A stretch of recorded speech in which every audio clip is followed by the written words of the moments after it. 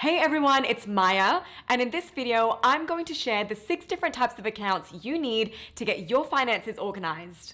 Now, I know 6 accounts sounds like a lot, but hear me out. Think of it this way. To get your finances into order, you need to build yourself a financial toolkit. Just like a regular toolkit has different tools designed for specific tasks, your financial toolkit needs different financial accounts to achieve different goals. You wouldn't use a hammer to tighten a screw, right? Well, the same goes for your financial accounts. Each account has a unique purpose and can help you in different ways. There are 6 types of accounts you need in your toolkit. But don't sweat it if you don't have them all right now. By the end of this video, you'll have a clear understanding of what you need to build your own financial toolkit to set yourself up for success. But first, a quick disclaimer. While I am a certified accountant, I'm not your accountant, and I'm not a financial advisor. So the information I share here is purely for educational purposes only. As always, do your own research and consider consulting with a financial advisor or a tax specialist to determine the best course of action for you and your specific circumstances. And with that, let's dive in. First up is the checking account. I won't spend too much time talking about this one. After all, just about everyone has a checking account. But at a high level, checking accounts are designed for frequent use, making them a convenient and, if FDIC insured, a secure account to manage your day-to-day finances. They can be used for paying bills, making purchases, or withdrawing cash. Ideally, your account should only hold enough cash to cover your monthly transactions, and no more than that. Any excess cash you have is best stored in a high-yield savings account or in an investment account, which will be the focus of this video. The second account on our list is a high-yield savings account. Basically, a high-yield savings account is just like a regular savings account, but with one big difference. Yup, you guessed it, it offers a higher interest rate. In the US, the current national average interest rate for savings accounts is 0.39% APY. Some of the biggest banks are offering interest rates as low as 0.01% on regular savings accounts. But high-yield savings accounts are offering APYs upward of 4%. That's 400 times higher than a regular savings account. Despite this benefit, according to recent data, 80% of Americans don't have a high-yield savings account and could be leaving money on the table. Let's take a look at some numbers. If you have $10,000 in savings, in a regular savings account earning 0.01% interest, you would earn $10.01 in interest over 10 years. However, if you transferred that $10,000 into a high-yield savings account earning 4% interest, after 10 years, you would have earned almost $5,000 in interest. The numbers speak for themselves. You can clearly see why, between the two, a high-yield savings account is far superior. It is worth noting that high-yield savings accounts rates do go up and down as the Federal Reserve raises or cuts interest rates. When it comes to high-yield savings accounts, online-only banks are absolutely the way to go. Online-only banks like Ally, Marcus, and SoFi have significantly lower overheads than brick-and-mortar banks like Bank of America, Chase, and Wells Fargo. The lower overhead costs give online-only banks the ability to pass the savings on to customers in the form of higher interest rates and lower fees. High-yield savings accounts are typically FDIC insured up to $250,000, meaning if something were to happen, your money is safe. While your money in a high-yield savings account is easily accessible, keep in mind that you're only given a certain number of free withdrawals per month, and any transfers you make from one bank to another can take up to 24 to 48 hours. Because of its characteristics, a high-yield savings account is the perfect place to save and store money that you may need access to in the near future. Think 5 years or less. So for example, you would use a high-yield savings account to save up and hold your emergency fund. You could also use a high-yield savings account to save for any large or irregular purchases you expect to make in the near future, like a down payment on a house, a vacation, a car, and even birthday presents. If you're self-employed, a high-yield savings account is where you want to be stashing money away for your estimated quarterly tax payments. Opening a high-yield savings account at a bank completely separate from your everyday checking account is key. On top of earning a higher interest rate, the separation of the two accounts can really help you avoid the temptation of dipping into your savings to cover everyday expenses. It's a smart move to protect your hard-earned money and help it grow. Personally, I use Ally Bank for my high-yield savings. They offer a competitive interest rate, and I like that they let you create multiple savings buckets within one high-yield savings account. It's like having digital envelopes for each of your savings goals. This allows you to keep your emergency fund separate from the money you set aside for your other short-term savings goals. It eliminates the extra life admin that comes with having multiple bank accounts, which I also really like. And the app is also super user-friendly. By the way, this video is not sponsored by Ally Bank. I just really like their high yield savings account. Doesn't matter which personal finance expert you follow, most, if not all, will recommend having a high yield savings account. If you don't have a high yield savings account already, go get one today. It's important to understand that while high yield savings accounts offer a higher interest rate than regular savings accounts, the rates are still typically less than or just enough to offset the rate of inflation. Therefore, while savings accounts are useful for safeguarding your capital, the accounts we will now discuss are better suited to assist you in growing your wealth. The next type of account we should all be taking advantage of is a workplace-sponsored retirement account. A workplace-sponsored retirement account is essentially a retirement savings plan that's offered by an employer to its employees. Workplace-sponsored retirement accounts go by different names in different countries. For example, RRSP in Canada, superannuation in Australia, Employee Provident Fund in India, and 401k here in the US. There are, of course, other types of plans in the US, but in this video, I'll just be focusing on 401ks, which are the most common plan in the US. The regulations that oversee these plans vary, so make sure you explore the options in your country and understand their workings, tax implications, and any other rules that may apply. In the US, when you contribute to a 401k plan, your contributions are typically tax deferred. What tax deferred means is you won't have to pay taxes on that money until you make withdrawals in retirement. This is a win because it means you pay less taxes today and it allows your money to grow without being eroded by taxes along the way. This type of plan is known as the pre-tax or traditional 401k plan. So for example, let's say your salary is 70k and you contribute 20k to your traditional 401k. You'll only get taxed on the remaining 50k. The 20k you contributed will grow tax-free until you make withdrawals in retirement. If you're self-employed in the US, you have access to what's called a traditional 401k or a SEP IRA. Now, in more recent times, companies in the US have started offering their employees what's called a Roth 401k option as well. The Roth 401k offers significant but different benefits to the traditional 401k. In contrast to a traditional 401k, a Roth 401k is funded with after-tax dollars, so your contributions don't reduce your taxable income. But the cool thing about this account is that it grows tax-free, and qualified withdrawals in retirement are also tax-free. So while you don't get any tax benefits today, you get major tax benefits in the future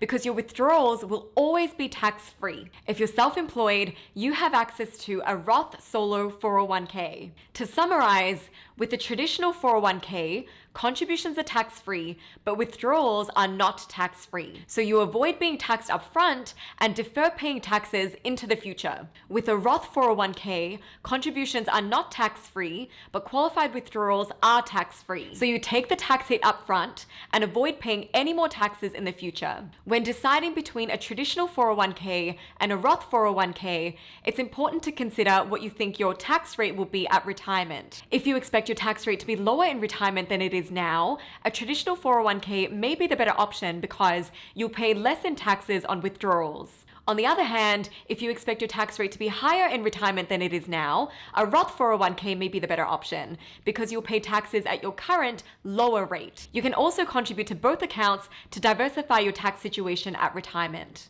But it's not all about taxes. There are other points to take into consideration, and so I always recommend consulting with a financial advisor or tax professional to help you make the best decision for your individual needs and goals. Another fantastic benefit that many employers in the US offer is a 401k contribution match. This is where your employer will match a portion of your contribution up to a certain percentage of your salary. For example, a common match is dollar for dollar up to 3% of your income. So if your income was 100k, your employer would match your 401k contributions dollar for dollar up to $3,000. Whether you think of this as free money or part of your compensation, it represents a 100% return on your investment. This can help your retirement savings grow even faster, so at a minimum, aim to contribute enough to take full advantage of the match. Should you invest more? Well, it depends on a few factors. There are limits to how much you can contribute to your 401k each year. For 2023, the traditional and Roth 401k contribution limits are $22,500 or $30,000 if you're 50 or older. But maxing out your 401k contributions should only be a priority if it makes sense within your overall financial picture. You see, if you need to access these funds early, although there are some exceptions, you will typically be subject to a 10% tax penalty if you're under 59 and a half years old. So don't get too caught up with maxing out your 401k that you neglect other financial responsibilities. For example, if you're carrying high interest credit card debt or haven't saved up an emergency fund, it's important to address those issues first before you consider saving more for retirement. Plus, you may have some exciting short-term goals on the horizon, like heading back to school or starting a family. While retirement planning is essential, it's crucial to strike a balance between your long-term and short-term financial objectives. As a general rule of thumb, most experts recommend an annual retirement savings goal of 10 to 15% of your pre-tax income. A few more things to note about 401ks.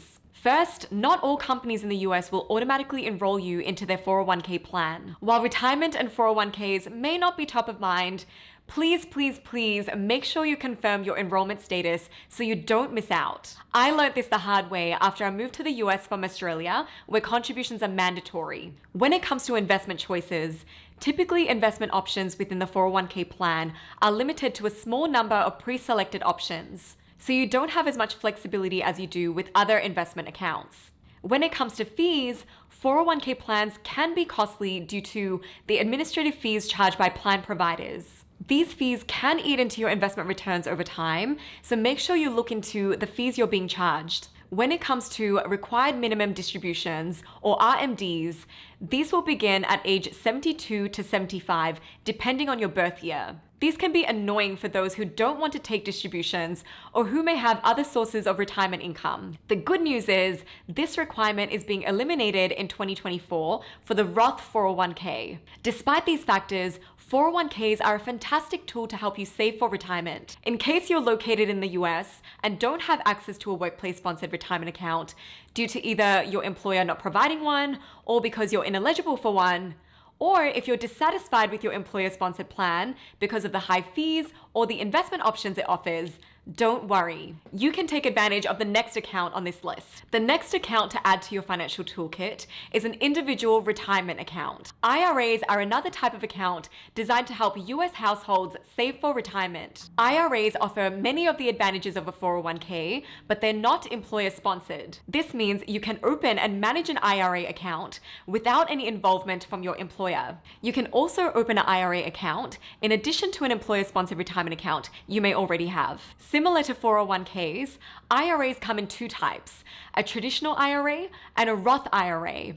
And from a tax perspective, they operate in a similar way to their 401k counterparts. So a traditional IRA allows tax-free contributions, but withdrawals are subject to taxation, which means you defer paying taxes into the future. On the other hand, a Roth IRA requires taxes to be paid on contributions, but qualified withdrawals are tax-free. This means you pay taxes up front and avoid paying taxes in the future.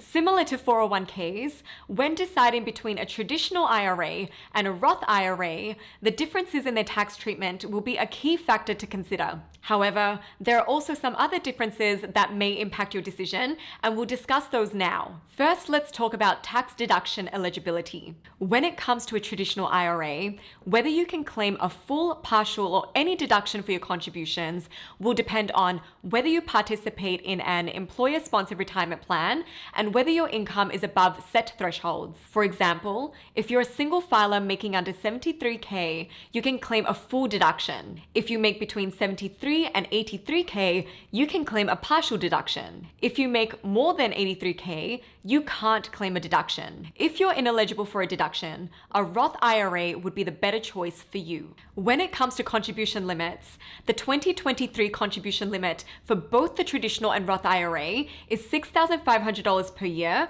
or $7,500 per year if you're 50 or older. If you have a high income, it's important to be aware that you won't be able to make direct contributions to a Roth IRA if you're a single filer making over $150,000 or a married couple filing jointly making over $228,000. However, there's a completely legal workaround known as the backdoor Roth IRA.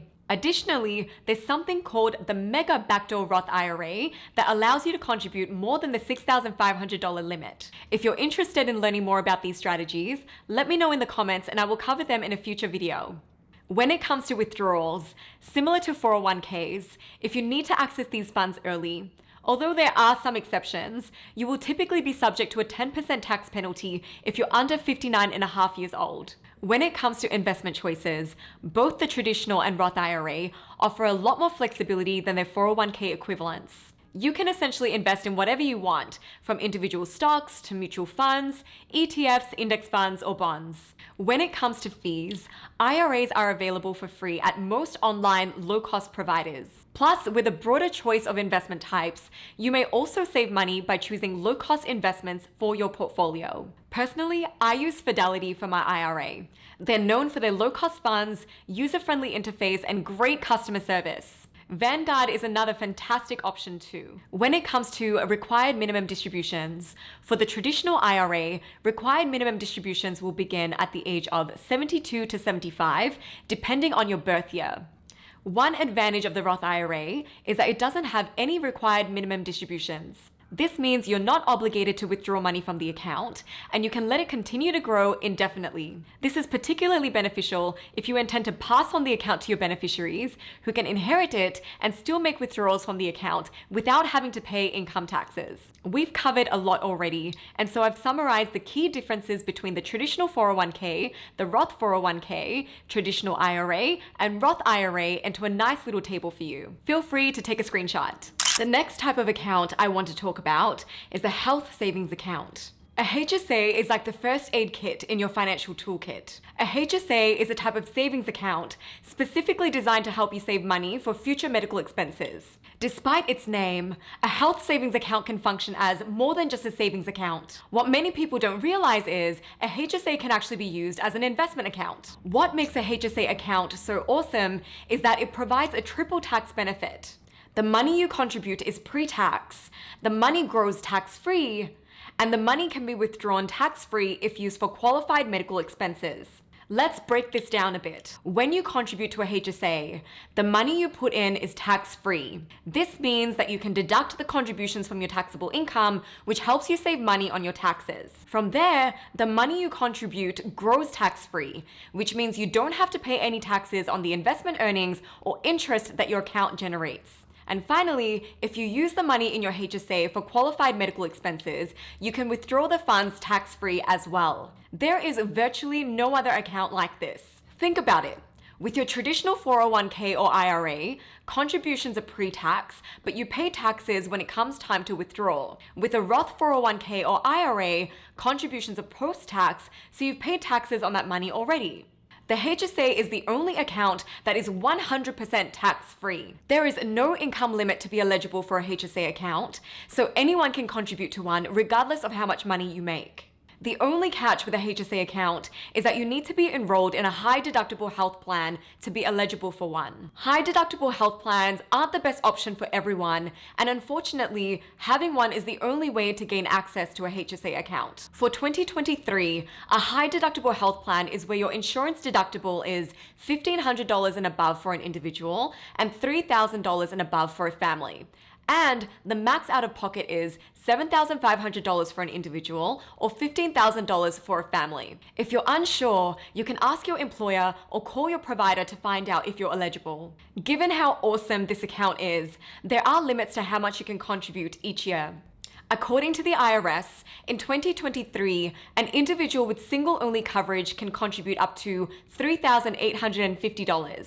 Individuals with family coverage can contribute up to $7,750.